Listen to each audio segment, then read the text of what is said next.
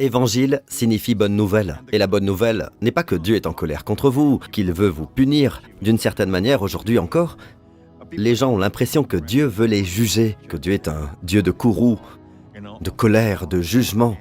Écoutez, Dieu a de la fureur. Dieu a de la colère. Mais la Bible nous dit, à nous qui croyons en lui, qu'il a épuisé toute sa colère sur le corps de notre Seigneur Jésus-Christ, notre sacrifice pour le péché sur la croix.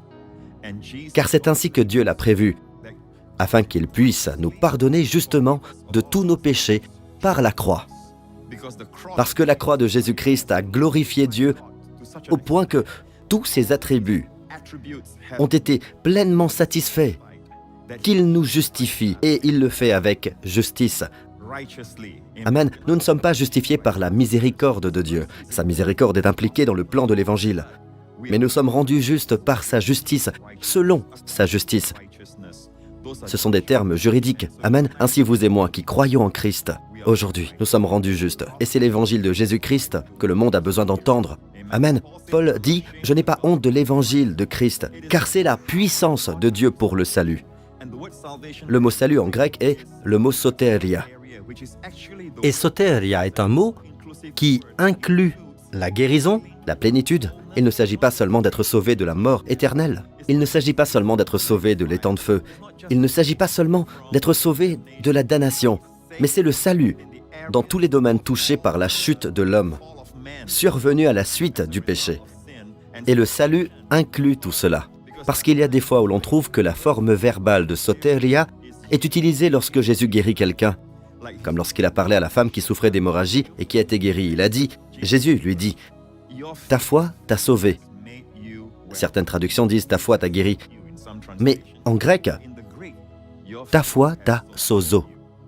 Sozo est le verbe de soteria. La puissance de Dieu est donc libérée pour votre guérison, pour votre bien-être. Et le mot « prospérer », amen, est aussi dans ce mot soteria. C'est le bien-être pour toute votre personne. Amen. Le bien-être pour votre famille et vous. Louez le Seigneur. C'est l'évangile de Jésus-Christ. Il vous sauve spirituellement. Amen. C'est la partie de nous qui est née de nouveau. Et puis il nous sauve dans notre esprit, dans nos émotions. Amen. Nous savons qu'aujourd'hui, il y a des gens qui sont très déprimés, surtout avec la pandémie. Il y a une augmentation du nombre de personnes souffrant de dépression, de personnes souffrant de toutes sortes de troubles mentaux. Et tout ça parce qu'ils ne savent pas comment gérer les retombées de la pandémie. L'évangile de Jésus-Christ vous sauve dans ce domaine. Il vous sauve spirituellement. Amen. Il sauve vos émotions. Alléluia. Il vous rend entier. Entier émotionnellement. Il vous rend mentalement paisible. Il vous rend équanime. Amen. Une paix qui gardera votre cœur et vos pensées en Jésus-Christ, dit la Bible. Et puis elle sauve votre corps, et c'est la guérison. Jusqu'à notre rencontre avec Jésus et que nous obtenions notre corps glorifié, notre corps a besoin de guérison. Dès maintenant, amen. Et nous aurons besoin de guérison jusqu'à ce que nous le voyions face à face. Et l'Évangile inclut cela. Tout est dans ce mot, la puissance de l'Évangile. Paul dit, je n'ai pas honte de cette puissance. Pourquoi? Parce que dans cet Évangile, la puissance de Dieu est libérée. Amen. Dans quel but? Pour le salut, pour votre intégrité, pour votre bien-être, pour sauver votre esprit, votre âme et votre corps. Amen. Pour vous sauver dans toutes les circonstances qui sont tombées sous la malédiction. Amen. Pour vous sauver de tout cela, afin que vous soyez dans le monde et que vous ne soyez pas du monde. Amen. Vous pouvez marcher séparément. Vous pouvez marcher dans la sainteté. Amen. Séparé de tout ce qui est tombé sur cette terre à cause de la malédiction introduite par le péché d'Adam. Amen. La Bible dit que Dieu désire que tous les hommes soient sauvés au nom du Seigneur Jésus-Christ. Amen. Et cette puissance se trouve dans l'évangile de Jésus-Christ. Je suis tellement excité à l'idée de prêcher l'évangile de Jésus-Christ encore et encore. Vous savez pourquoi? Nous découvrons encore et toujours la grandeur de ce que le Père a dans son cœur lorsqu'il nous a donné cet évangile. Et cet évangile lui a coûté très cher. Amen. Il a donné son Fils. Il n'y avait pas d'autre moyen pour Dieu de nous sauver. Nous avions tous péché et quelqu'un devait mourir pour nos péchés. Amen. Et ce quelqu'un ne pouvait pas être un pécheur, car s'il était pécheur, il aurait besoin qu'une personne meure pour lui. Amen. En fait, vous avez besoin de quelqu'un sans péché. Et la Bible dit que le Christ, qui n'a pas connu de péché, celui qui n'a pas connu le péché, est devenu péché sur la croix. Pourquoi? Dans 2 Corinthiens 5, 21, il est dit « Dieu l'a fait devenir péché pour nous ». Amen. Il est devenu péché. Il n'a pas péché, il est devenu péché pour nos péchés. Dieu l'a fait devenir péché pour nous, celui qui n'a pas connu le péché, afin que vous et moi, nous soyons justes. Remarquez que ce n'est pas en pratiquant la justice que nous devenons justes, mais c'est plutôt par le Christ Jésus que nous devenions justice de Dieu. L'échange divin a donc eu lieu sur la croix. Jésus a pris tous mes péchés et tous vos péchés. Il est devenu péché sur la croix. Lui qui ne connaissait pas le péché et qui n'en avait pas commis, qui n'en avait pas en lui, est devenu péché sur la croix, afin que vous et moi, qui ne connaissions pas la justice, qui n'étions pas capables de suffisamment de justice, amen, selon les attentes de Dieu, amen, tel qu'énoncé dans les 10 commandements, d'accord? Nous ne pouvons pas en faire assez. Ainsi, nous qui ne connaissions pas la justice, car il est devenu notre péché sur la croix, nous sommes devenus la justice de Dieu en Christ. Alléluia! Et la Bible dit, je l'ai cité, Paul a dit, je n'ai pas honte de l'évangile de Christ. C'est la puissance de Dieu pour le salut. Continuons et regardons ce que Paul dit à propos de l'évangile. Car dans cet évangile, si vous voulez connaître le véritable évangile, c'est bien celui-là qui se manifestera à vous. Nous entendons aujourd'hui des choses que l'on fait passer pour l'évangile et qui n'en sont pas. Les gens disent des choses du genre « Bénissez Dieu, c'est la vérité de l'évangile ». Mais selon moi, ce n'est pas la vérité de l'évangile. La vérité de l'évangile doit avoir toutes les caractéristiques dont parle Paul dans l'évangile qu'il prêche. Amen. Parfois, il l'appelle « mon évangile » parce que Dieu le lui a révélé. Alléluia. Vous savez, les apôtres, ils ont vu ce qui est arrivé à Jésus sur la croix, mais ils ne pouvaient pas voir la réalité derrière ce qui se passait. Ils l'ont vu physiquement, de leurs yeux, ce qui lui était arrivé. Ils ont vu sa souffrance, ils l'ont vu mourir, mais ils ne savaient pas que sur cette croix, il l'a fait devenir péché pour nous, afin qu'en lui nous devenions justice de Dieu. Cette révélation a été donnée à l'apôtre Paul. Paul a donc reçu la pleine révélation de ce qui s'est passé sur la croix. Amen. Et de tout ce qui s'est passé à la résurrection. Alléluia. Mais attention, je vous le demande. Quel est le véritable évangile de Jésus-Christ? Nous ne pouvons pas faire de compromis sur ce point. Quel est le véritable évangile que nous devons prêcher? Celui qui libère la puissance de Dieu pour le salut, la plénitude, la guérison. Quel est cet évangile? Il nous dit ensuite, en effet, c'est l'évangile qui révèle la justice de Dieu. Amen. Qu'est-ce qui est révélé? Le péché de l'homme? Oui, l'homme est pécheur, amen. Mais dans l'évangile du Christ, ce n'est pas le péché de l'homme qui est au centre. Ça, c'est une évidence. C'est pourquoi nous avons besoin d'un sauveur. Parce que nous avons péché. Mais l'accent de l'évangile, le véritable évangile de Jésus-Christ, se trouve là. Qu'est-ce qui est révélé? Il révèle la justice de Dieu. Et la justice de Dieu, mes amis, est un don. Aucun d'entre nous ne peut accomplir assez, faire assez, amen, pour devenir la justice de Dieu. La justice de Dieu est donc un don, comme dans Romains 5, 17. Si par un seul homme, par la faute d'un seul, la mort a régné, ceux qui reçoivent avec abondance la grâce et le don de la justice est donc un don. C'est un don. C'est un don, comme cela sonne bien, amen, sur mes lèvres de le dire, un don. C'est le don de la justice. Mais l'avez-vous reçu? Et la Bible dit que ceux qui reçoivent régneront dans la vie, pas après la vie. Amen. Régneront dans la vie, dans ce monde et celui à venir, par Jésus-Christ lui seul. Loué soit notre Seigneur Jésus-Christ. Alléluia. Louons Dieu. Nous devons donc prêcher l'Évangile, où la justice de Dieu est révélée comme un don. Et c'est l'Évangile qui libère la puissance de Dieu qui transforme la vie des gens. Je veux vous lire un témoignage d'un frère qui vit aux États-Unis. Et il partage ceci. J'ai été délivré d'une dépendance de 20 ans de l'usage de l'herbe en confessant que je suis la justice de Dieu dans le Christ Jésus.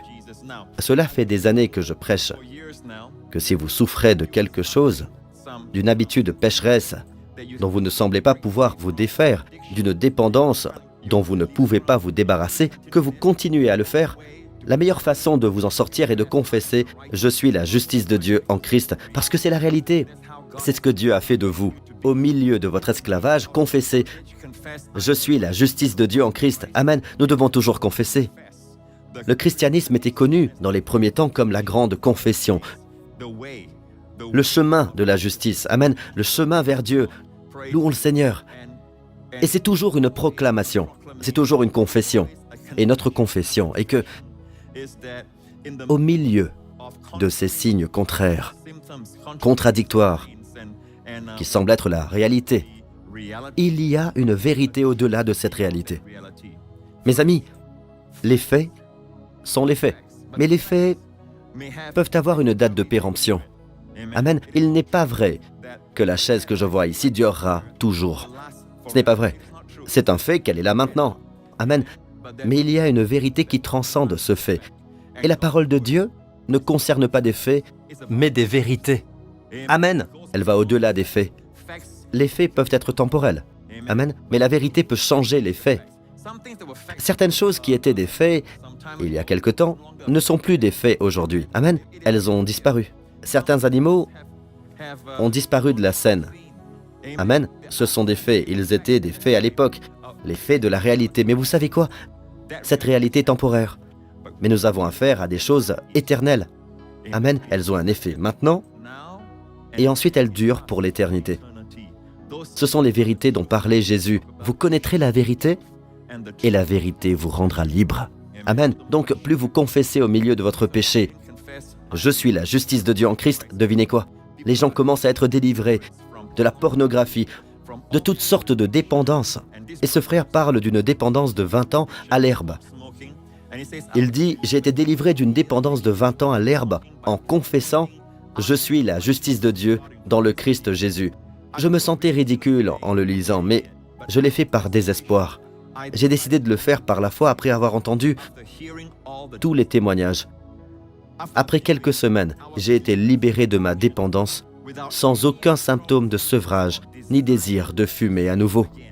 La vraie sainteté, mes amis, la vraie transformation, ce n'est pas d'arrêter quelque chose alors que vous en avez toujours envie dans votre cœur, c'est même d'être délivré de ce désir. Alléluia, louons le Seigneur. Il dit qu'il a été délivré non seulement de la dépendance, mais aussi de l'envie de fumer à nouveau. C'est un miracle parce que je n'ai jamais pu m'arrêter, même après de nombreuses tentatives. Je suis maintenant accro à l'évangile de la grâce. J'écoute les sermons de Joseph Prince tous les jours, parfois toute la nuit. J'ai toujours senti que j'avais un don pour aider les gens à dormir. Amen, louons le Seigneur. Mais je pensais que c'était par la prière. Quoi qu'il en soit, ma voix est assez apaisante. Alléluia. Je suis émerveillé par l'amour et la grâce de Jésus. La dépendance a commencé quand j'avais la cinquantaine et j'ai maintenant 70 ans. Il n'y a donc pas que les jeunes qui peuvent être libérés d'années de dépendance. Merci, Pasteur Prince. J'espère que ce témoignage encouragera quelqu'un. Amen, un frère de Caroline du Sud, aux États-Unis. Dieu soit loué. Alléluia. Mais aujourd'hui, je veux partager avec vous quelque chose qui va dans ce sens. Nous regardons un croyant et nous voyons un croyant qui souffre de dépression, qui est accro à la pornographie ou qui a des problèmes de colère. Et nous savons que ce sont tous des péchés et que nous sommes censés dominer ces choses. Nous nous demandons donc ce qui se passe ici. Nous savons que la Bible dit que ceux qui reçoivent avec abondance la grâce et le don de la justice régneront à bien plus forte raison dans la vie par Jésus-Christ lui seul. Le Seigneur m'a dit, quand tu reçois le don de la justice, quand tu reçois le don de la justice, tu dois agir. Amen. Et même le ressentir dans tes émotions. Croyez-le au point où cela affecte vos émotions. Agissez en conséquence. Si vous dites que vous avez reçu le don de la justice, mais que vous vous condamnez mentalement, vous vous sentirez toujours coupable à l'intérieur. Vous êtes toujours conscient des péchés et ce n'est pas à cause du donateur que vous êtes toujours conscient de vos péchés. C'est comme si Jésus n'avait pas fait un bon travail à la croix. C'est comme si vous disiez « Dieu, je ne crois pas à ta parole quand tu dis que tous mes péchés ont été enlevés sur la croix. Quand tu dis que tu me déclares juste, parce que quand Jésus est ressuscité des morts, il est ressuscité sans mes péchés. Il y a quelques jours, à peine, il a porté tous mes péchés sur cette croix. Mais quand il est ressuscité sans eux. Cela signifie que tous mes péchés ont été enlevés. Et à cause de la résurrection de Jésus, la parole déclare que j'ai été déclaré juste. C'est ce que dit la Bible. Romains 4 dit « Lui qui a été donné à cause de nos fautes, c'est le Christ, et qui est ressuscité à cause de notre justification. Donc, si nous n'étions pas déclarés justes, Christ ne serait pas ressuscité. C'est l'idée. Amen. Mais Christ a été ressuscité parce que nous avons été déclarés justes. Et le verset suivant dit, « Ainsi donc, déclarés justes, sur la base de la foi, nous avons la paix avec Dieu par l'intermédiaire de notre Seigneur Jésus-Christ. » Dieu a donc envoyé Jésus pour qu'il devienne le second Adam. Nous devons comprendre cela, mes amis. Jésus est venu, même s'il est le Fils de Dieu, il n'est pas venu, écoutez bien, pour représenter Dieu aux yeux des hommes. C'est ce qu'il est, béni soit Dieu. Quelle manifestation de Dieu, amen, que nous voyons dans le Christ. Mais il est venu pour devenir homme, amen. Et la parole s'est faite homme. Elle a habité parmi nous afin qu'il y ait une nouvelle race humaine. Non pas selon l'ordre du premier Adam, mais selon l'ordre du second Adam, le Seigneur Jésus-Christ, de sorte que tout ce qui arrive à la tête fédérale de la race, toute la race souffrira de ce que le chef fédéral a fait. S'il s'agit d'un péché, alors le péché retombe sur toute la race, sur toutes les générations. Amen. Vous ne pouvez pas dire, eh bien, c'est injuste, Pasteur Prince, je n'aime pas la façon dont les choses se passent. Non, écoutez mes amis, si votre grand-père était mort à l'âge de 3 ans, vous ne seriez pas là aujourd'hui, n'est-ce pas? Nos vies sont toutes intimement liées à nos pères et à nos grands-pères et à nos arrière-grands-pères jusqu'à Adam. Amen. Le péché est également transmis par le sang. Amen. Et par la chair humaine. Amen. Tout le monde, chaque enfant, naît dans le péché. Chaque enfant est innocent, mais il est né dans le péché dans le sang. Amen. Nous avons donc besoin du salut. Nous devons être sauvés, nous devons naître de nouveau. Jésus est donc venu pour être le chef fédéral d'une nouvelle race. Alléluia. Et il y a même une traduction qui dit « Si quelqu'un est en Christ, il est une espèce nouvelle. » Le Christ est venu pour être le chef d'une nouvelle espèce d'être humain. Amen. Une dans laquelle Dieu trouvera le plaisir et la joie, louez le Seigneur, parce que c'est son rêve. Alléluia. Lorsque le premier Adam est tombé, tous les hommes sont tombés avec lui. De même, la Bible dit, beaucoup seront rendus justes par l'obéissance d'un seul. Amen. Tous ceux qui croient en Christ sont rendus justes. Remarquez encore que la Bible dit, par la désobéissance d'un seul homme, beaucoup ont été rendus pécheurs. Beaucoup seront rendus justes par l'obéissance d'un seul. En fait, je ne me suis pas rendu juste, vous ne vous êtes pas rendu juste par votre obéissance, ni moi par la mienne. Nous sommes rendus justes par l'obéissance d'un seul homme. Et qui est cet homme? Notre Seigneur Jésus-Christ. Amen. Donc, une fois que nous sommes conscients de cela, de ce combat spirituel, il nous faut garder l'esprit sur cette vérité parce que la Bible dit « Nous renversons les raisonnements et tout obstacle qui s'élève avec orgueil contre la connaissance de Dieu et nous faisons toute pensée prisonnière. » Écoutez, et nous faisons toute pensée prisonnière pour qu'elle obéisse à Christ. Il ne s'agit pas d'amener toute pensée à obéir au Christ. Je vous le dis, c'est un cycle de défaite sans fin. Ça ne marchera jamais. C'est une guerre que d'amener chaque pensée à l'obéissance du Christ. En d'autres termes, concentrez-vous sur son obéissance. Cela vous éloigne de vous-même. Au lieu de vous préoccuper de vous-même, préoccupez-vous du Christ. Au lieu de vous attribuer le mérite de vos efforts, de vos actions, donnez toute la gloire à Jésus qui a tout fait. Alléluia. Vous vous concentrez donc sur son obéissance. C'est par l'obéissance d'un seul homme que je suis rendu juste. Alléluia. C'est le combat spirituel. Et cela nous dit que le dispositif du diable, Hasatan en hébreu, son nom signifie procureur. Procureur est un terme juridique. Même le nom de Satan est un terme juridique. Quelqu'un qui poursuit. Et un procureur ne parle pas de vos bons points. Amen. Je suis sûr que tous les criminels qui ont été dans les tribunaux, ils avaient de bons points, j'en suis sûr, bien sûr. Mais le travail d'un procureur n'est pas de faire ressortir les bons points, mais plutôt les mauvais points. Donc, le travail de Satan n'est pas de faire ressortir vos bons points, mais de vous montrer vos mauvais points, ce que vous avez fait mal, ce que vous n'avez pas fait. Et même si vous avez fait quelque chose de bien, ce n'est pas assez. ce n'est pas assez.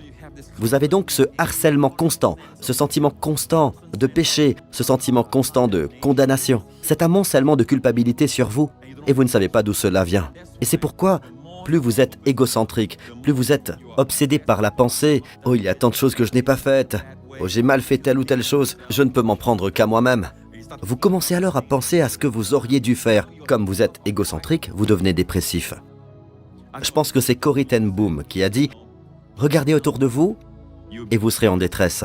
Regardez en vous-même et vous serez déprimé. Regardez à Christ et soyez en paix. » Amen. Chaque fois que nous nous concentrons sur nous-mêmes, nous tombons dans une spirale de dépression, n'est-ce pas? Nous nous enfonçons de plus en plus dans le trou sombre de la dépression. Et beaucoup de gens, je vous l'ai dit, ne réalisent pas que tout cela est dû à l'égocentrisme. Mais comment se débarrasser de l'ego? Amen, en commençant à vous concentrer sur Jésus. Ce n'est pas ce que vous avez fait de mal, ce n'est pas ce que vous avez fait de bien qui est insuffisant. C'est ce que le Christ a fait. Détournez-vous de vous-même et tournez-vous vers le Christ. Amen. Et concentrez-vous sur son obéissance. Son obéissance a été portée à votre crédit. C'est son obéissance qui vous rendra juste. Alors si le diable vient à vous, vous lui dites « Va voir Jésus ». Si tu peux trouver quelque chose qui ne va pas dans son obéissance, tu viens me parler. Amen. Parce que tu sais quoi? Dieu ne traite plus avec moi sur la base de mon obéissance ou de ma désobéissance. Je suis en Christ maintenant. Alors, vois avec lui. Si tu regardes quelque chose de mal en lui, je suis fini. Si tu ne trouves rien à redire sur lui, alors va-t'en. Alléluia. Louez le nom de Jésus.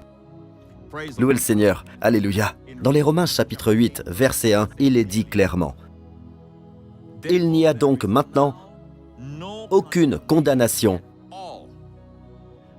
pour ceux qui sont en Jésus-Christ. Il n'y a donc maintenant aucune condamnation. J'aime la Bible Louis II parce qu'elle fait ressortir le mot « aucune ». Aucune condamnation. Il y a plusieurs mots grecs pour dire « aucune », le négatif ou la négation. Mais ce mot « aucune » est une négation très forte. Et le mot en grec est oudaïs. Oudaïs. Mais oudaïs est utilisé lorsque vous décrivez quelque chose qui ne fait aucune exception. Il ferme complètement la porte. Il n'y a personne ou rien. Aucune. Cela ferme la porte. Ne laisse aucune exception. D'accord? Et il est dit oudaïs, condamnation. Il n'y a aucune condamnation sous aucune forme, dans aucune dimension. Amen. Aucune condamnation. Il n'y a donc maintenant aucune condamnation pour ceux qui sont en Christ Jésus. J'aimerais m'arrêter ici et dire ceci. Pour vous et moi, nous sommes dans le Christ Jésus. Le mot Christ Jésus, vous verrez que Paul l'utilise dans ses récits. Cela toujours pour décrire notre Seigneur Jésus tel qu'il est aujourd'hui, après la résurrection. Après qu'il soit allé rejoindre le Père, il est connu dans les écrits de Paul sous le nom de Christ Jésus. Alors que lorsque Paul ou les apôtres se réfèrent à Jésus lorsqu'il était sur terre, d'accord, avant sa mort, son enterrement et sa résurrection, il est connu sous le nom de Jésus-Christ. Yeshua ha-Nazari, Jésus de Nazareth. Il le connaissait comme Jésus. Alors, le Christ est son ministère, sa vocation. Amen. Il est venu pour être le Messie, Jésus-Christ. Amen. Mais quand il est ressuscité des morts, c'est le Christ qui vient en premier, le Christ Jésus. Donc chaque fois que vous voyez Christ Jésus, cela se réfère à Jésus tel qu'il est aujourd'hui, à la droite du Père, couronné de gloire et d'honneur, pas Jésus-Christ tel qu'il était lorsqu'il était sur terre, d'accord? Mais le Christ Jésus. Donc nous sommes dans le Christ Jésus maintenant. Quand cela s'est-il produit? Depuis quand Dieu ne nous voit-il que dans le Christ Jésus? Quand cela s'est-il produit? Cela s'est passé sur la croix. Lorsque Paul a dit, souvenez-vous-en, « J'ai été crucifié avec Christ », nous savons que notre vieil homme a été crucifié avec lui. C'est là que vous et moi, notre histoire dans le Christ Jésus s'est produite. Où Dieu nous a-t-il mis en Christ? Sur la croix. Il ne nous a pas mis dans le Christ quand il était bébé à Bethléem. Il ne nous a pas mis en lui quand il marchait le long du rivage de Galilée. Il ne nous a pas mis en lui à ce moment-là. Il nous a mis en lui quand il était sur la croix. Dieu nous a mis en Christ.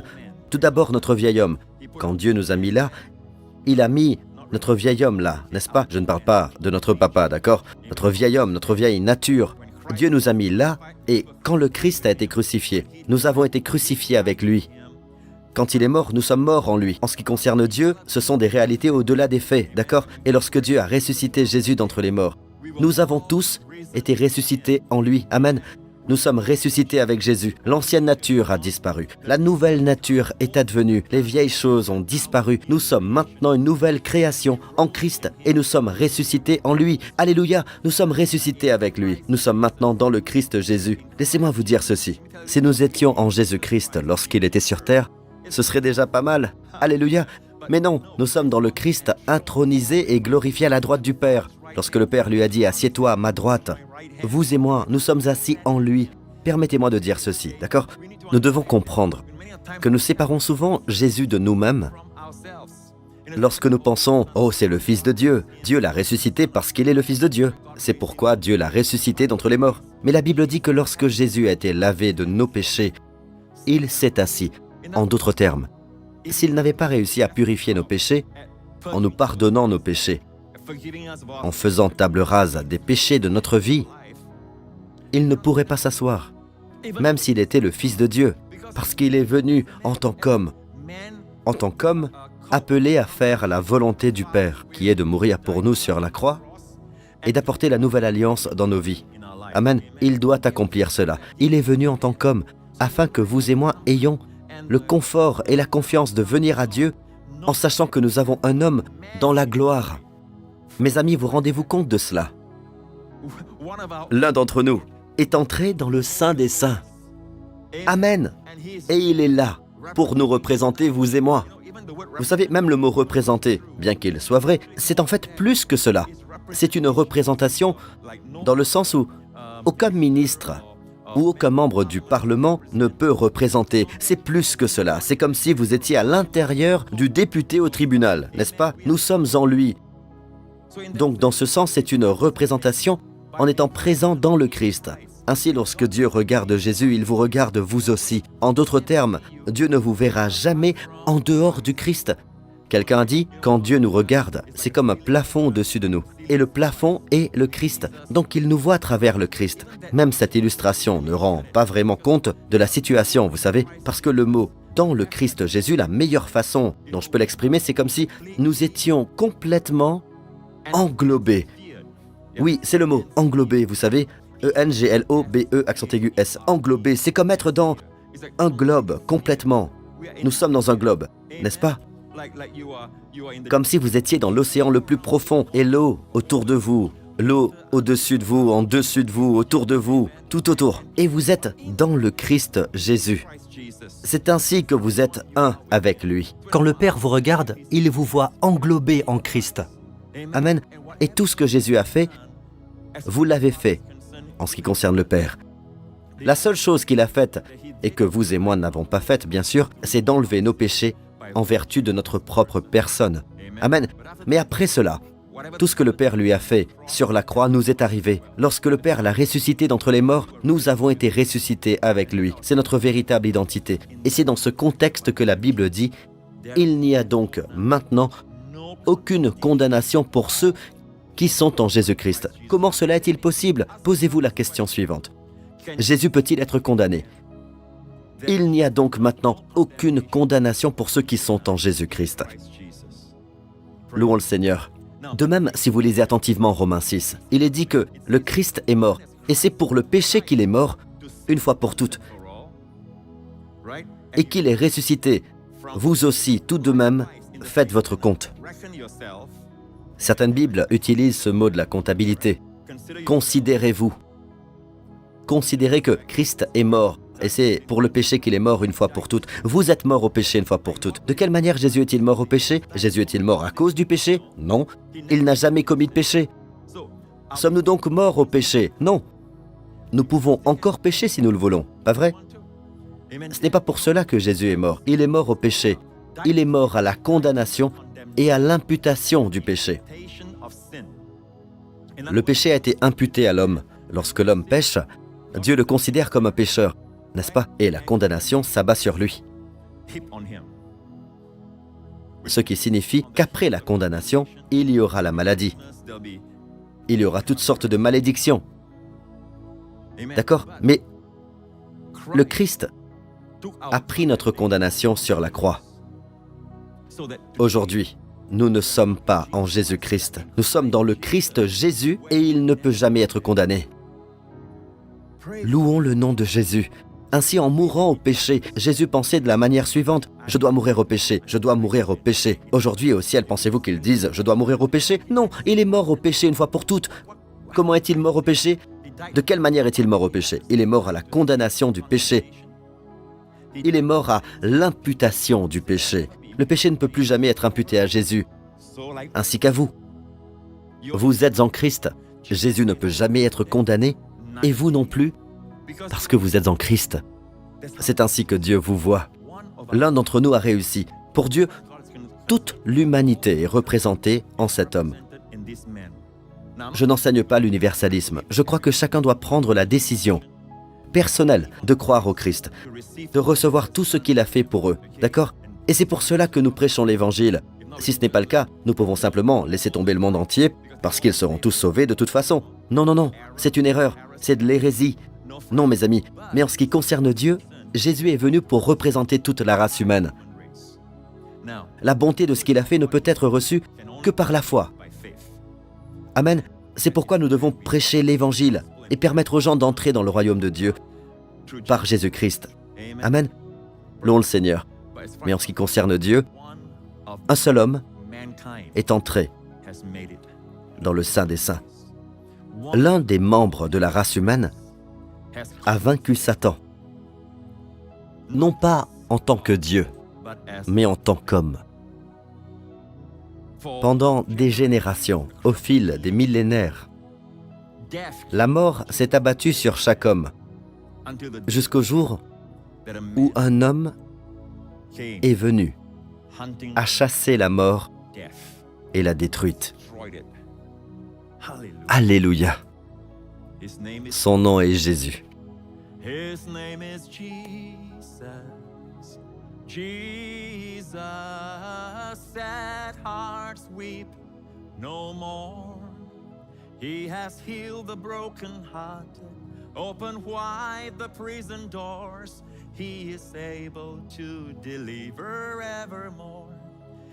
D'abord, avant la libération, mes amis, avant de voir la liberté de la dépendance, de l'habitude du péché, avant que vous ne puissiez avoir la transformation que vous désirez tant, vous devez croire qu'il n'y a pas de condamnation maintenant. Beaucoup de gens reçoivent la condamnation en eux-mêmes. Et cela me fait penser à ce que le Seigneur m'a dit lorsque je cherchais à ce sujet. C'était l'année dernière, je m'intéressais à un certain sujet. C'est-à-dire que je me disais que beaucoup de gens ont entendu cette vérité. Et chez ceux qui ont entendu cette vérité, je peux voir comme la vie de beaucoup a été transformée à travers leurs témoignages. Il y a aussi ceux qui ne sont pas transformés. Et ce que je veux, bien entendu, c'est des résultats à 100%. Bien sûr, je sais que la volonté humaine entre en jeu dans tout cela. Mais je suis quelqu'un qui a vraiment faim de tout ce que Dieu a pour nous. Et vous, amen? J'ai donc demandé au Seigneur. Et il ne m'a pas répondu tout de suite. Mais un jour, je priais. Je me souviens avoir prié et j'ai entendu ces mots. Des mots très simples. Une ligne après l'autre. Elles me sont venues à l'esprit pendant que je priais. J'ai dû me lever de ma prière, prendre un stylo et mon cahier et écrire mot pour mot ce que j'ai entendu dans mon esprit, ce que le Seigneur m'a dit. Et je veux vous le lire parce que c'est le même cahier où j'ai écrit ce que le Seigneur m'a dit pendant la prière et c'est ce qu'il m'a dit. L'année dernière, quand il est venu à moi, si fortement, successivement, et vous savez, je vais dire ceci, et au début vous allez dire, eh bien Pasteur Prince, ce n'est pas profond. Cela semble si simple. Mais n'est-ce pas l'habitude de Dieu de partager des choses simples avec vous, mais qui changent la vie? Amen. Cela peut être un tournant dans votre vie quand vous l'entendez. D'accord? Et voici ce qu'il m'a dit. Jésus ne peut pas porter la culpabilité pendant que vous portez la culpabilité. Jésus, nous savons qu'il a porté notre culpabilité sur la croix. N'est-ce pas? Il est devenu responsable de tous nos péchés, mais dans un sens, la croix est intemporelle. La croix est intemporelle parce qu'elle est hors du temps. C'est pourquoi elle peut mourir pour les gens qui ont vécu avant lui. Et il est mort pour nous tous qui vivons, qui vivront. Amen, chronologiquement après lui. Car avec Dieu, il n'y a ni temps, ni espace. Il y a un éternel maintenant. Et il me dit que si vous voulez bénéficier, j'illustre ce qu'il m'a dit en une ligne. Laissez-moi vous dire ce qu'il a dit. Jésus ne peut pas porter la culpabilité pendant que vous portez la culpabilité. La culpabilité ne peut pas être à deux endroits. La culpabilité ne peut pas être à deux endroits. Soit elle est sur lui, soit elle est sur vous. Soit elle est sur lui, soit elle est sur vous. Si c'est sur vous et que vous la supportez, ça ne peut pas être sur lui. Si c'est sur lui, ce n'est pas sur vous. Vous vous dites, pasteur, c'est tellement simple. Écoutez, là où se trouve la culpabilité, il ne peut y avoir de restauration. Si la culpabilité est sur lui, alors la restauration est sur vous.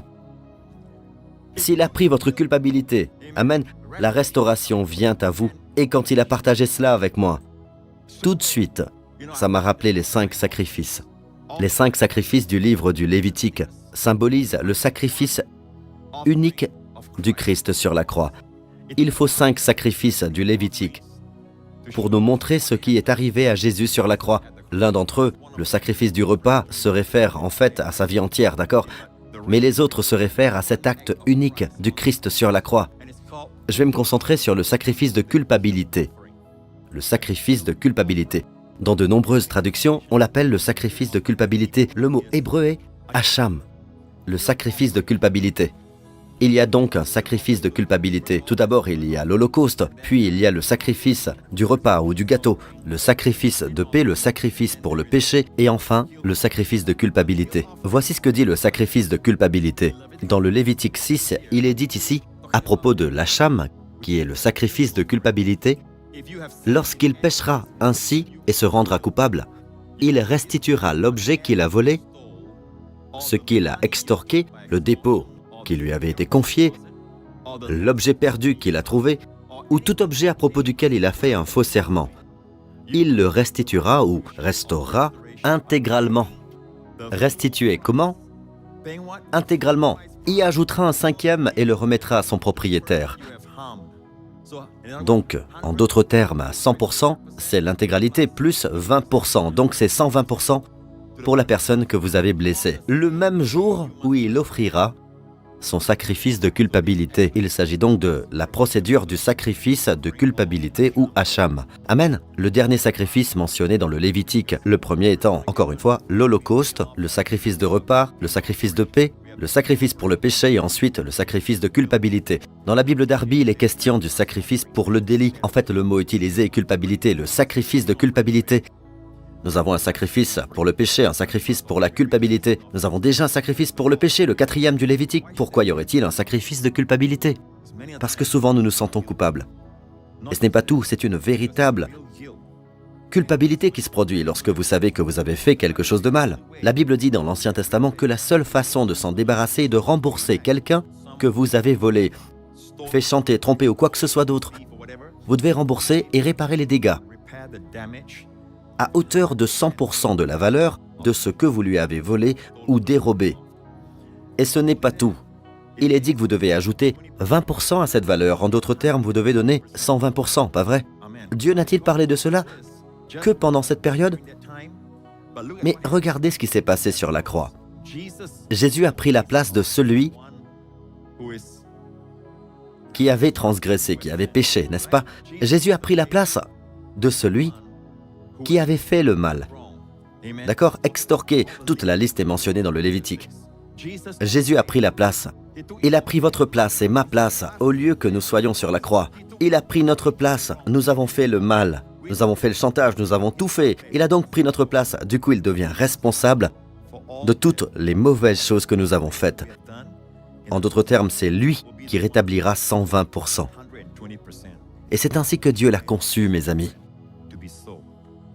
Alléluia! Parce que la Bible nous dit qu'il a dit, Jésus a dit dans l'un des psaumes messianiques, il dit dans le psaume 69, « Ils sont plus nombreux que les cheveux de ma tête, ceux qui me détestent sans raison. » Cette première partie fait référence à Jésus. Comment savons-nous qu'il s'agit d'un verset messianique faisant référence à Jésus? Parce que ce verset a été cité par Jésus lui-même au Cénacle, lors de la dernière scène.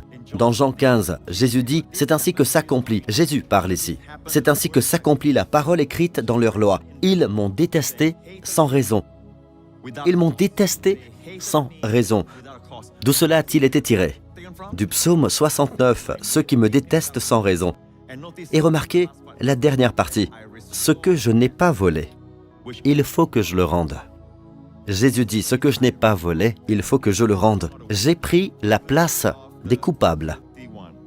Je suis devenu responsable de leurs péchés, et c'est donc moi qui dois restaurer. » Mes amis, c'est ainsi que cela marche avec le Seigneur. Et le Seigneur m'a dit, car je comprends le fonctionnement du sacrifice de l'expiation, donc quand il m'a dit, je vais le répéter encore une fois, il ne peut pas porter la culpabilité pendant que vous portez la culpabilité. La culpabilité ne peut pas être à deux endroits.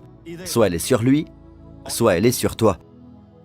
Si elle est sur vous, et que vous la portez, que vous la vivez, que vous vous justifiez vous-même de vous sentir coupable, peu importe si vous croyez en l'évangile de la grâce ou si vous avez entendu des enseignements sur la justice de Dieu, si vous la portez, si vous vous sentez coupable, mes amis, en ce qui vous concerne, il ne porte pas cette culpabilité, elle est sur vous. Donc, si c'est sur vous et que vous la supportez, ça ne peut pas être sur lui. Si c'est sur lui, alors ce n'est pas sur vous. En d'autres termes, la culpabilité ne peut pas être à deux endroits. C'est ce que le Seigneur m'a dit. Là où il y a de la culpabilité, a dit le Seigneur, il ne peut y avoir de restauration. Comme vous pouvez le savoir, avec le sacrifice de culpabilité, il y a une restauration. Une restauration à 120%. C'est pourquoi Jésus a fait beaucoup plus sur la croix que ce qu'Adam a fait en apportant la malédiction et la mort dans la race humaine. Ce que Jésus a fait est bien plus que cela. C'est mentionné 5 fois dans l'Épître aux Romains. Ce que Jésus a fait est beaucoup plus. D'ailleurs, si le péché d'Adam a fait de nous tous des pécheurs, la justice de Jésus, ce seul acte de Jésus sur la croix, a fait de nous tous des justes. Alléluia! Louez le nom de Jésus. Louez le nom de Jésus. C'est bien plus que cela. À cause de ce qu'Adam a fait, un pécheur aujourd'hui ne peut pas devenir un non-pécheur en faisant le bien.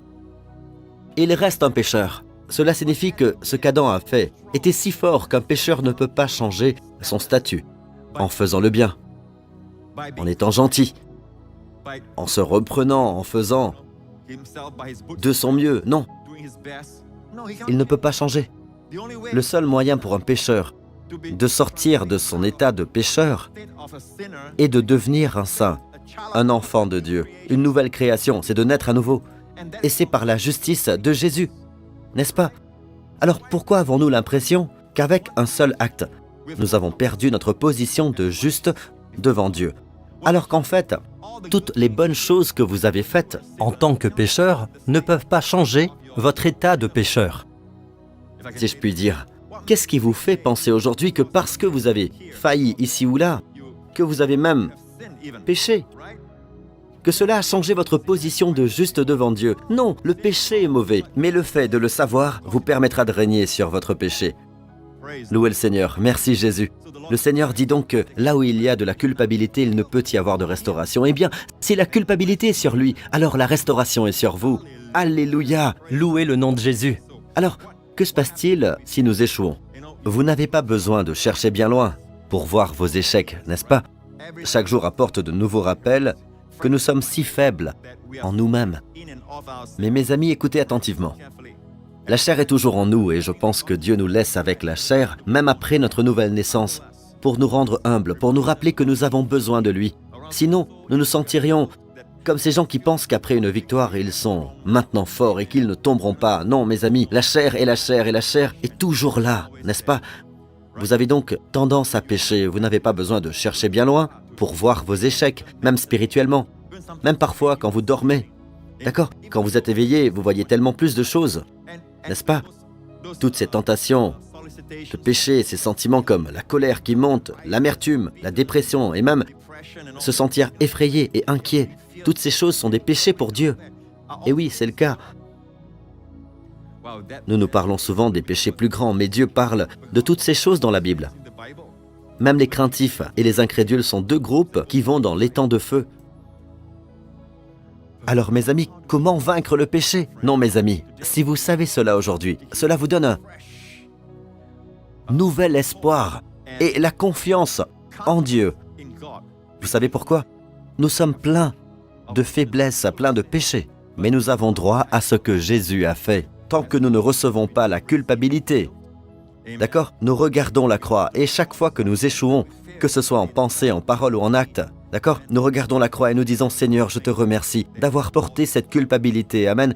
Tu en as porté le jugement, tu as porté cette culpabilité.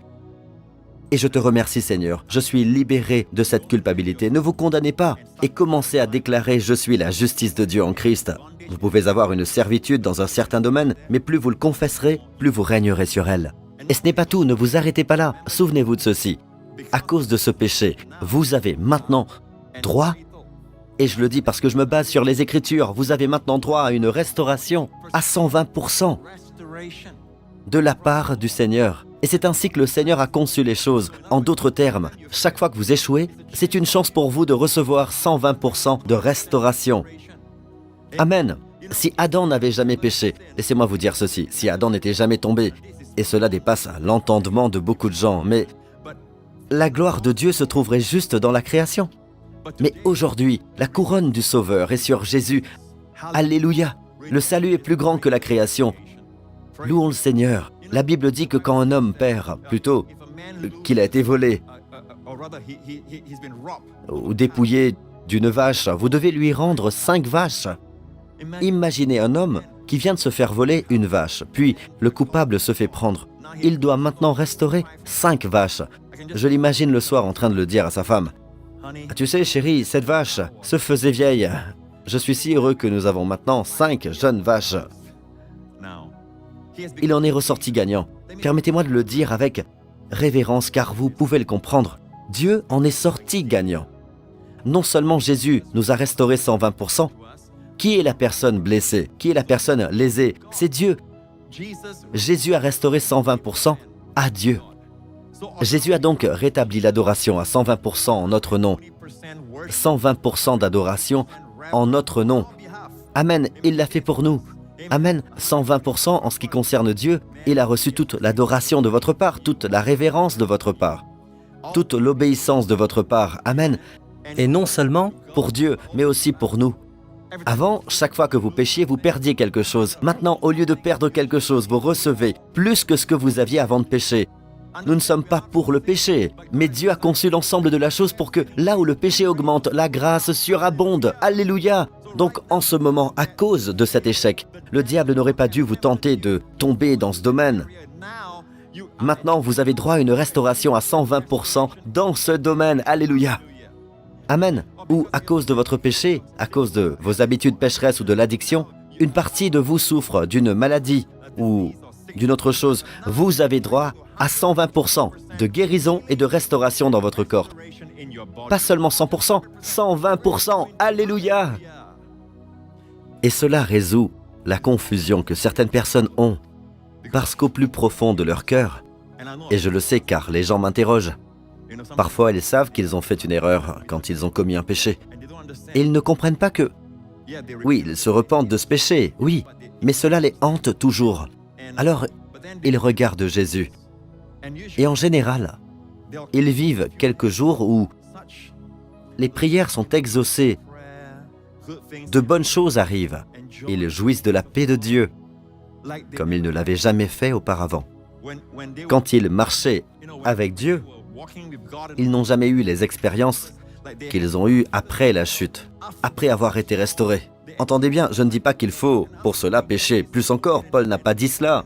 Mais Paul l'a prêché suffisamment pour être mal compris. Et ils ont accusé Paul. Paul a dit ceci. Ils l'ont accusé de dire « Faisons le mal pour que le bien vienne ». Paul enseignait probablement ce sacrifice de culpabilité. Alléluia! Comment notre Seigneur Jésus-Christ le représente en mourant sur la croix.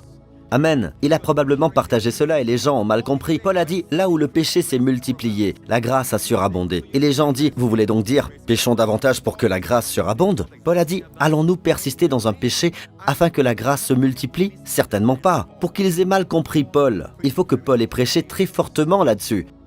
Mais à cause de votre chute, de votre péché, de votre esclavage, à cause de votre dépendance, vous y avez droit. Attendez-vous à 120% tant que vous ne vous sentez pas coupable. Vous savez, les gens qui disent « Eh bien, Pasteur Prince, c'est bien de se sentir coupable. » Non. Quand vous savez que Christ a porté votre culpabilité, qu'il a porté votre condamnation, il a porté tout cela, oui, nous remercions Dieu pour cela. C'est tout. Amen. Remerciez Dieu pour cela et dites « Je suis la justice de Dieu en Christ ». Vous honorez ce que le Christ a fait. La culpabilité ne peut pas être à deux endroits. Amen. En fait, la culpabilité condamne quelqu'un à perpétuer ce péché. Il ne s'agit pas d'un dicton théologique. Il ne vient pas du monde ecclésiastique. Amen. Cela vient des professionnels de la santé mentale, des psychiatres et autres soignants. Ils l'ont dit et j'ai connu plus d'un psychiatre qui a dit « La culpabilité est au cœur de toutes les dépendances. » La culpabilité est au cœur de toutes les dépendances. Plus vous vous sentez coupable, plus vous êtes condamné à répéter cette dépendance. Plus vous vous sentez coupable, qu'il s'agisse de fumer de l'herbe ou de regarder de la pornographie. Et quelle est la réponse, pasteur? Ne vous sentez pas coupable et continuez à regarder? Non, je n'ai pas dit cela. Alors que vous regardez, déclarez « Je suis la justice de Dieu en Christ ». Comme l'a dit ce frère, je me suis senti ridicule au début. Mais vous savez quoi? C'est la façon de régner sur cela. Alléluia. Et soudain vous réalisez que ce n'est pas qui vous êtes. Peut-être par révélation, la transformation adviendra et alors même le désir disparaîtra. Alléluia! C'est l'évangile de Jésus-Christ. Ainsi, chaque fois que vous échouez, au lieu de désespérer et d'être dans l'attente craintive du mal à venir, de craindre que quelque chose de mal arrive à votre famille, à vos enfants ou à vous-même, commencez à regarder vers Jésus et remerciez-le d'être devenu notre sacrifice pour le péché sur la croix. Et parce qu'il est devenu responsable de tous nos péchés, il devient celui qui restaure. Il est le grand restaurateur. Il a rendu à Dieu tout ce que nous lui avons volé. Amen. Et Dieu a reçu bien plus de Jésus que ce que nous lui avons volé. Il a reçu 100%. Il a reçu 120%. Il a reçu 100%, plus même, il a reçu 120%. Là où le péché a augmenté, la grâce a surabondé. En grec, c'est le mot « huperperisio » qui a le sens du mot « abondance » et plus encore, ajouté à cela. « Perisio », c'est déjà l'abondance augmentée, mais « hupe » c'est l'augmentation. Et par-dessus cela, Dieu en rajoute encore plus. Amen. Jésus a donné à Dieu, en votre nom et en mon nom, ce que nous lui avons volé. Nous l'avons privé de l'adoration due à son nom. Nous ne l'avons pas assez adoré. Amen. Nous ne l'avons pas assez aimé. Nous ne lui avons pas assez obéi. Nous ne l'avons pas assez honoré. Amen. Nous n'avons pas été intimes avec lui à la manière dont il voulait que nous le soyons. Mais vous savez quoi? Jésus-Christ est devenu notre sacrifice de culpabilité sur la croix. Et pour nous, en notre nom, il a rendu à Dieu 120% de notre révérence. 120% de l'adoration et de l'obéissance que nous n'avons jamais pu donner à Dieu. Et Dieu le met sur votre compte. Alléluia! Amen. Et cela envers Dieu, parce que c'est lui qui a été lésé, mais aussi envers nous, parce qu'il est devenu responsable de notre restauration. Nous avons aussi été volés. Amen. Nous avons été volés par l'ennemi, nous avons été volés par le diable. Non seulement nous avons volé Dieu, écoutez attentivement, nous devenons la justice de Dieu. Nous prenons la place de Jésus. Jésus a pris notre place sur la croix. Maintenant, nous sommes les justes. Vous voyez, celui en faute doit tout restaurer au juste. N'est-ce pas? C'est ce que dit la Bible, c'est ce que dit la loi. Nous sommes donc devenus la justice de Dieu en Christ. Jésus est devenu le péché sur la croix. Amen. Il a porté notre culpabilité. Il devient donc celui qui restaure. Le coupable. C'est étonnant comment Dieu a arrangé tout cela. Le coupable restaure le juste. Mais seulement si vous réalisez que vous êtes le juste. Car même s'il est vrai que vous êtes la justice de Dieu en Christ, si vous commencez à vous sentir coupable, c'est comme si vous disiez « Dieu, je ne crois pas ce que tu as dit ». Lorsque vous vous sentez coupable, vous vous imputez un péché que Dieu ne vous impute pas. En réalité, vous dites à Dieu « Je ne crois pas à ta parole, Jésus n'a pas terminé le travail. Tu n'en es pas satisfait. Alors je me sens coupable. Et Hébreux 10 parle d'une conscience libre de tout péché. Amen. Une conscience libre de tout péché. Qu'est-ce que cela signifie? Cela signifie que si le prix qui a été payé est un bon prix, amen, je ne devrais pas avoir de péché sur ma conscience. S'il arrive que je doive de l'argent à quelqu'un et que je ne peux pas le payer, chaque fois que je le vois, j'ai une dette sur la conscience. J'essaie de l'éviter si je peux. Pourquoi? Parce que j'ai une dette sur la conscience. Pourquoi? Elle n'a pas été payée. Mais supposons que quelqu'un ait payé cette personne en mon nom. Amen. Et qu'on me le dise. Qu'on me dise que la personne a payé.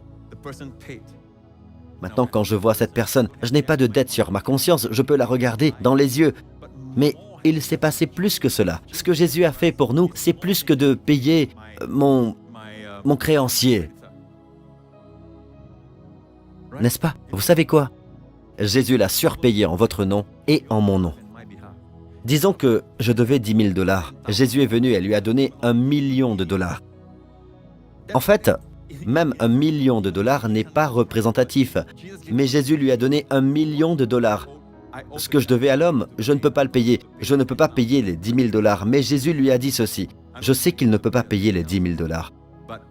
Mais en ce nom, je restaure. D'accord? Et quand Dieu restaure, c'est toujours plus que la plénitude de ce qui doit être restauré. Il a donné 120%. Imaginez donc que ce type reçoive 1 million de dollars. D'accord? Alors maintenant, ce type est devenu un gagnant. Grâce à moi.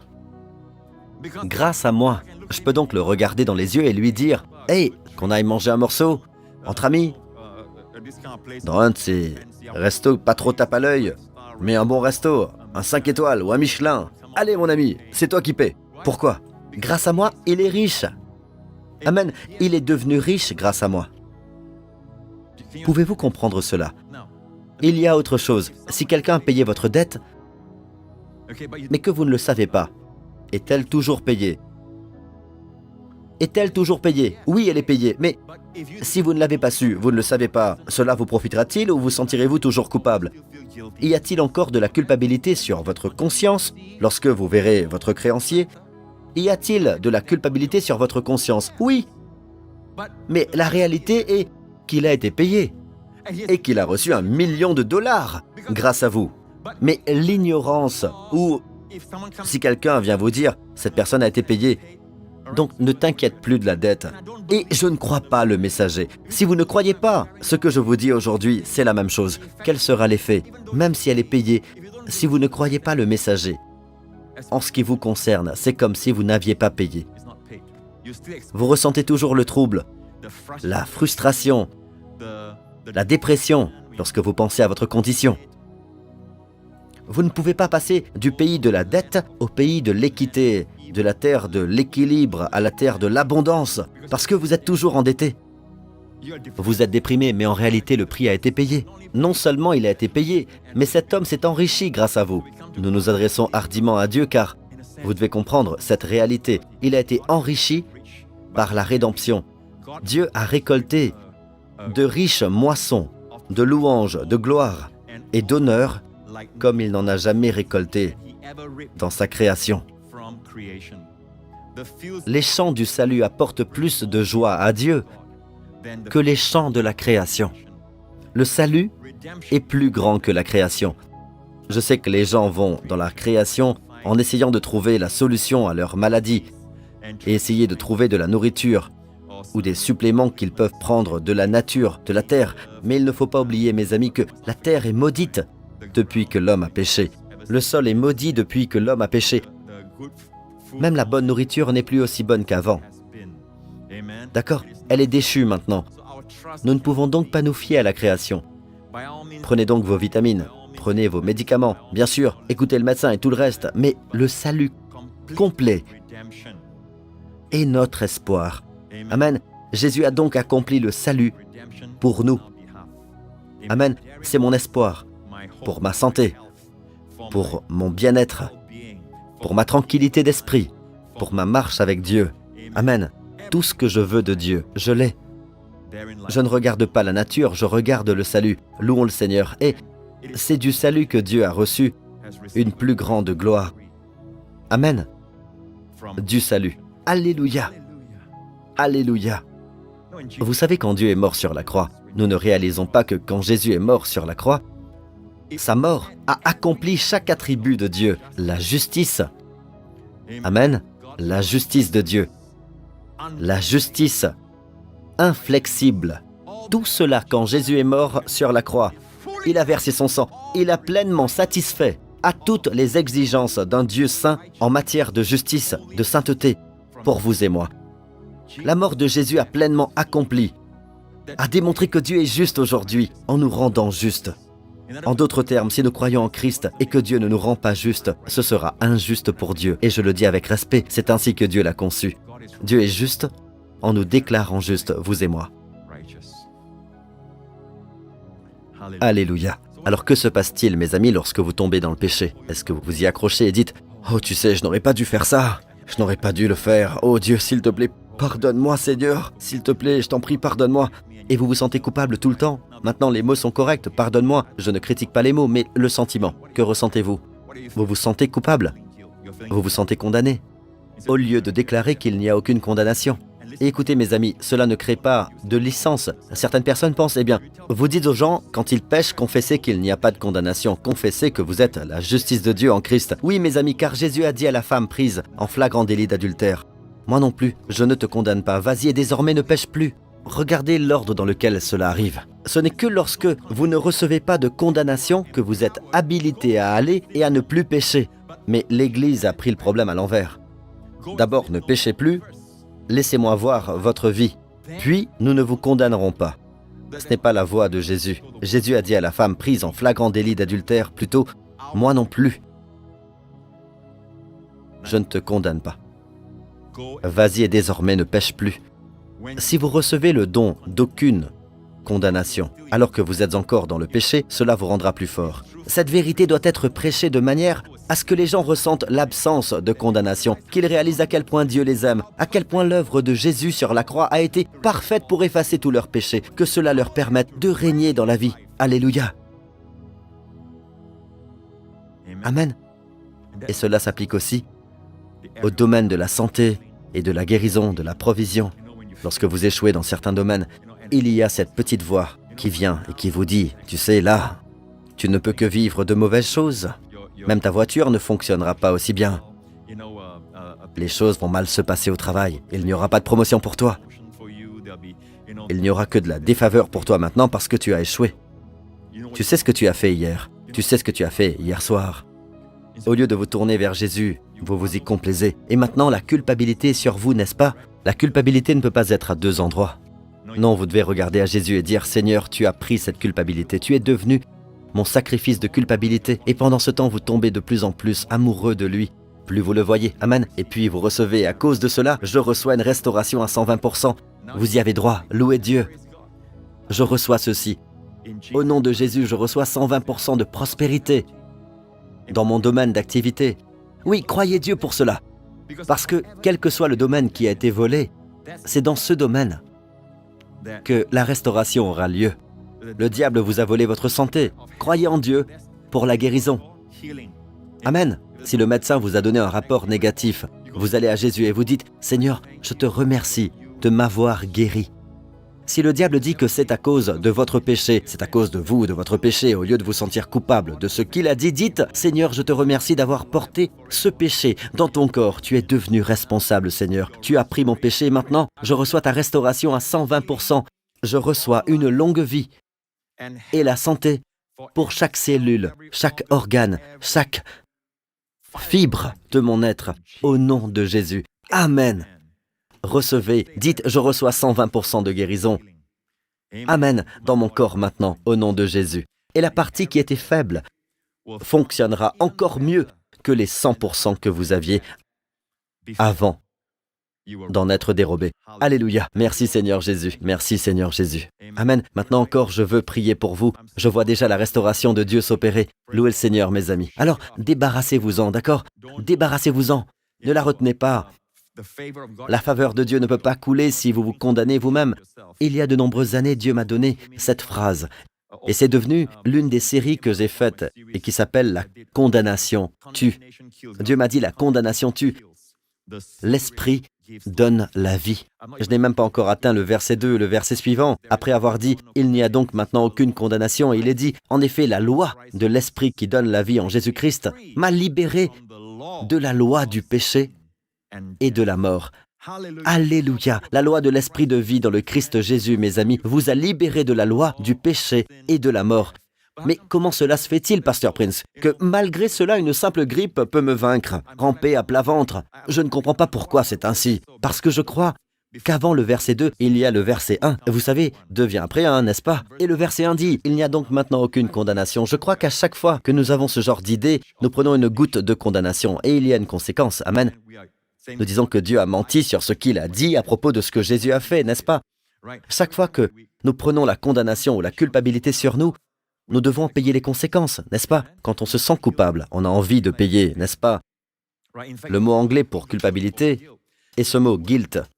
Il vient de l'étymologie du vieil anglais G-Y-L-T, culpabilité, péché, défaut moral, manquement au devoir. Mais il vient aussi du mot gildan, du vieil anglais, qui signifie payer pour quelque chose, s'acquitter d'une dette. Donc, à chaque fois que vous vous sentez coupable, vous voulez payer, n'est-ce pas? Votre corps est si intelligent que les gènes que Dieu a mis en nous sont conçus de telle manière que si vous voulez payer, si je crois avoir fait le mal, j'ai fait quelque chose de mal, je veux payer pour ça. En fait, vous vous punissez vous-même. Vos gènes vont produire des maladies. Les médecins parlent de maladies auto-immunes lorsque le système immunitaire combat contre ses propres tissus, son propre corps, d'accord? C'est la maladie auto-immune. Et cela peut arriver. Vous vous battez contre vous-même. Vous êtes une guerre civile ambulante parce que vous vous jugez. Chaque fois que vous vous jugez, votre corps est en fait conçu de cette façon. Il est assez intelligent pour se dire des choses comme ça. Pas assez intelligent pour avoir la sagesse de Dieu. Intelligent dans le sens où il est capable de transmettre le message que vous voulez transmettre. Amen. À toutes les cellules. Il faut se punir. Créons une maladie. Parce que la parole, aucune condamnation. Dans condamnation, il y a damnation. C'est la condamnation, le résultat du jugement. Quand Adam a péché, le résultat du jugement est la faiblesse, la maladie, la vieillesse et la mort. N'est-ce pas? Tout cela s'est produit. Bien sûr, le premier résultat immédiat a été la mort spirituelle. Et tout cela s'est produit quand Adam a péché. Tous les résultats, le mot condamnation n'est pas seulement la condamnation en elle-même, mais l'idée des résultats. Tous les résultats sont là et il n'en reste plus un seul dans votre vie et ma vie en Christ Jésus. Nous devons déclarer cela parce que la Bible dit que l'esprit de foi est « j'ai cru, c'est pourquoi j'ai parlé ». Nous devons déclarer chaque jour « Je te remercie Père, je suis la justice de Dieu en Christ ». Dites-le après moi. Amen. Je suis la justice de Dieu en Christ. Amen. Maintenant dites ceci. La loi de l'esprit de vie dans le Christ Jésus m'a libéré de la loi du péché et de la mort. Dites-le encore. La loi de l'esprit de vie en Christ Jésus m'a libéré de la loi du péché et de la mort. La maladie vient de la loi du péché et de la mort. N'est-ce pas? Vous en êtes libéré, j'en suis libéré. Maintenant, heureux l'homme à qui le Seigneur n'impute pas le péché. Cet homme a-t-il péché? Y a-t-il du péché dans sa vie? Certains disent, eh bien, c'est un homme qui est juste, qui marche dans la sainteté. Mais mes amis, s'il en était ainsi, pourquoi Dieu lui imputerait le péché? Il serait injuste que Dieu impute le péché à quelqu'un qui marche dans la sainteté, qui ne pêche pas, n'est-ce pas? Ce verset ne signifie pas quelque chose que pour les gens qui ne sont pas parfaits, n'est-ce pas? Les gens qui échouent encore ici et là. Amen. Mais nous échouons ici et là. Amen. Il est donc dit, heureux l'homme à qui le Seigneur ne tient pas compte de son péché. Et d'ailleurs, le mot « pas » ici vient en fait des deux mots grecs qui renforcent la négation. C'est un mot combiné. Ou « mais » signifie une forte négation. Dieu ne vous imputera en aucun cas le péché. Il ne m'imputera aucun péché. L'homme est béni. Nous pouvons maintenant ressentir la bénédiction. Waouh! Comme il est béni, l'homme qui, même lorsqu'il échoue, lorsqu'il pêche, Dieu ne le lui impute pas. Cela vous donne-t-il envie de pécher? Non, cela vous donne envie de tomber amoureux de lui encore plus et de vivre pour sa gloire. Amen. Mais la vérité demeure. Heureux l'homme, vous et moi, à qui le Seigneur n'impute pas le péché. Mais mes amis, si vous vous imputez le péché à vous-même, que se passera-t-il si vous vous imputez le péché à vous-même? Ce qui suit le péché, c'est aussi la faiblesse, la maladie, la dépression, la dépendance. Toutes ces choses viendront parce que vous vous imputez le péché. Ces choses seront imputées.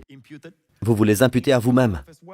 Mais mes amis, si vous êtes d'accord que Dieu ne vous imputera jamais le péché, alors de la même manière, tout ce qui résulte du péché, maladie, faiblesse, dépendance, condamnation, mort, vous ne l'accepterez pas. Amen. Savez-vous pourquoi? Cela ne peut pas entrer dans votre vie, parce que vous êtes l'homme que Dieu a béni, et Dieu ne vous imputera jamais de péché. Il ne vous imputera donc pas la maladie, la mort. Alléluia! Louez le nom de Jésus. Êtes-vous béni? Avez-vous été béni par la parole de Dieu aujourd'hui? Je prie pour que ce soit le cas. Et je veux prier pour ceux d'entre vous qui ont des défis dans leur corps en ce moment. Amen. Vous avez peut-être eu un mauvais rapport du médecin. Mais avant tout, souvenez-vous de cette vérité. Vous ne pouvez pas recevoir la guérison dans un esprit de culpabilité, sous un nuage de condamnation. Un de ces jours, je parlerai de la façon dont la condamnation arrête la faveur active de Dieu dans votre vie. Vous êtes toujours sur un terrain favorable, mais elle l'arrête. Amen, en ce qui vous concerne. Alors maintenant, pour recevoir cette guérison, amen, déclarez « Je suis la justice de Dieu en Christ ». Répétez-le « Je suis la justice de Dieu en Christ ». Amen, Père, je te remercie. Qu'il n'y ait aucune condamnation pour ma famille et moi, dans le Christ Jésus. Je suis cet homme béni. Dites-le, je suis cet homme béni, je suis cette femme bénie, à qui le Seigneur n'imputera jamais, jamais le péché.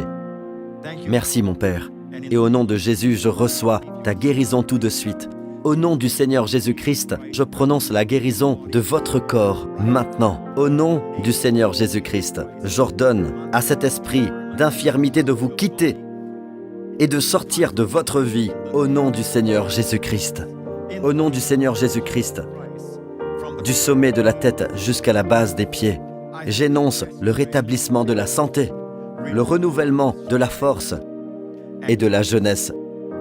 Au nom de Jésus. Amen, amen.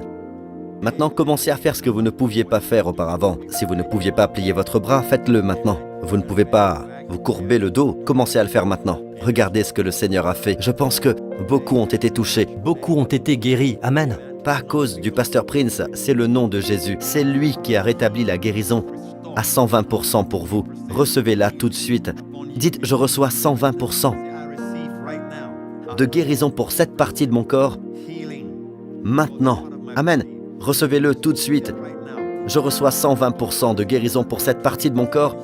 En d'autres termes, non seulement vous serez guéri, mais vous aurez des utilités dans ce domaine dont vous n'avez jamais rêvé. Amen. En d'autres termes, la restauration est toujours plus grande que la précédente. Amen. Maintenant, au nom de Jésus, si vous n'avez jamais mis votre confiance en Jésus-Christ, je crois qu'en ce moment même, vous êtes prêt à mettre votre confiance dans le Christ et d'un seul coup, vous pouvez passer du royaume des ténèbres au royaume de la lumière, du pouvoir de Satan au pouvoir de Dieu. Amen. Dis maintenant, au nom de Jésus, vous pouvez naître de nouveau. Amen. En mettant votre confiance dans le Christ. Et je sais que vous venez d'entendre l'Évangile. Alors en ce moment même, cette réponse dans votre cœur, même votre cerveau, votre esprit dit beaucoup de choses que vous ne comprenez pas. Amen. Il essaie de justifier certaines des vérités que vous connaissez dans votre cœur. Parce que votre cœur est plus profond que votre tête. Votre tête est superficielle. Votre esprit est superficiel. Amen. Votre esprit est basé sur des faits qui ne sont peut-être pas éternels. Amen. Alors maintenant, la vérité a atteint votre cœur. La vérité de l'Évangile. Répondez en adressant cette prière au Seigneur. Dites, Seigneur Jésus, je te remercie. Tu es mort sur la croix pour tous mes péchés. Tu es devenu mon sacrifice pour le péché, mon sacrifice pour la culpabilité sur cette croix. Et je te remercie que le sang que tu as versé ait satisfait les justes exigences d'un Dieu saint. Je te remercie de m'avoir purifié de tout péché par ton sang précieux. Et je te remercie, Seigneur Jésus, d'être ressuscité des morts lorsque j'ai été déclaré juste par Dieu. Père céleste, je te remercie d'être maintenant mon Père. Je suis ton Fils. Au nom de Jésus, je confesse que Jésus-Christ est mon Seigneur et mon Sauveur, maintenant et pour toujours. Au nom de Jésus.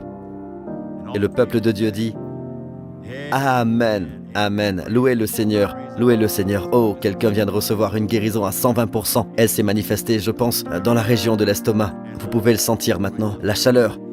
Vous retournez chez le médecin et il ne trouvera plus rien. Alléluia, Amen. Levez-vous si vous le pouvez. Louez le Seigneur. Alléluia. Cette semaine, que le Seigneur vous bénisse. Vos familles et vous, avec les bénédictions d'Abraham, les bénédictions de Deutéronome 28.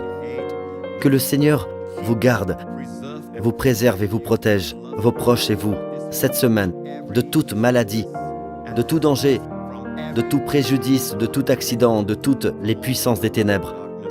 Au nom du Seigneur Jésus-Christ, que le Seigneur fasse briller son visage sur vous. Amen. Qu'il brille, qu'il rayonne sur vous. Amen. Et que le Seigneur vous accorde à vos familles et à vous-même son merveilleux shalom, sa santé, sa plénitude et sa paix. Au nom du Seigneur Jésus-Christ. Et le peuple de Dieu dit Amen.